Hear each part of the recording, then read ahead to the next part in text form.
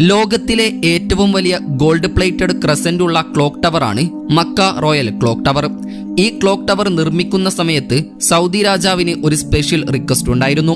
അതായത് ഈ ക്ലോക്ക് ടവറിന് മുകളിലായി ഒരു ഗ്ലാസ് സ്ട്രക്ചർ വേണമെന്നും അത് ദൂരെ നിന്ന് നോക്കുമ്പോൾ ഒരു വലിയ ഡയമണ്ട് പോലെ തോന്നണമെന്നും ആ ഡയമണ്ട് സ്ട്രക്ചറിന് മുകളിലായി 24 ക്യാരറ്റ് ഗോൾഡ് കവറിംഗ് ഉള്ള ഒരു ചന്ദ്രക്കല വേണമെന്നതുമായിരുന്നു ആ ആവശ്യം. ഇത്രയും ഭാരം പിടിച്ച ജോലി ചെയ്യാൻ അന്ന് ലോകത്ത് ഒരു കമ്പനി മാത്രമേ ഉണ്ടായിരുന്നുള്ളൂ.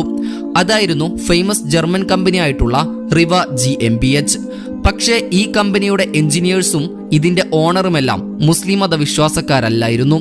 അതിവിടെ പറയാൻ കാരണം മക്കയിലേക്ക് പ്രവേശനം മുസ്ലിങ്ങൾക്ക് മാത്രമാണെന്ന് നമുക്കറിയാം. അതുപോലെ സൗദിയിലെ നിയമങ്ങളും കർശനമാണെന്ന് നമുക്കറിയാം. അപ്പോൾ എങ്ങനെയായിരിക്കും ഈ ഒരു പ്രശ്നത്തെ സൗദി അറേബ്യ മറികടന്നിട്ടുണ്ടാവുക എന്ന് നിങ്ങൾ ചിന്തിച്ചിട്ടുണ്ടോ? അത് വഴിയെ പറയാം. മക്ക റോയൽ ക്ലോക്ക് ടവറിന്റെ ഏറ്റവും മുകളിലെ ക്രസന്റ് അഥവാ ചന്ദ്രക്കല ഭാഗത്തിന് 2 പാസഞ്ചർ ബസ്സുകളുടെ ഭാരം ഉണ്ട് എന്നുള്ളതാണ് സത്യം. കൂടാതെ 600 മീറ്ററോളം ഉയരത്തിലാണ് ഇത് പ്ലേസ് ചെയ്തിരിക്കുന്നത്. അതുപോലെയുള്ള ഈ ടവറിലെ മറ്റൊരു എഞ്ചിനീയറിംഗ് അത്ഭുതമാണ് കിലോമീറ്ററുകൾ അകലെ നിന്ന് വരെ കാണാൻ കഴിയുന്ന ഈ വലിയ ക്ലോക്ക്. ഈ ക്ലോക്കിന്റെ ഓരോ സൈഡും 43 മീറ്റർ വൈഡിലാണ് നിർമ്മിച്ചിരിക്കുന്നത്. അതായത് ക്ലോക്കിന്റെ ഒരു സൈഡിന് മാത്രം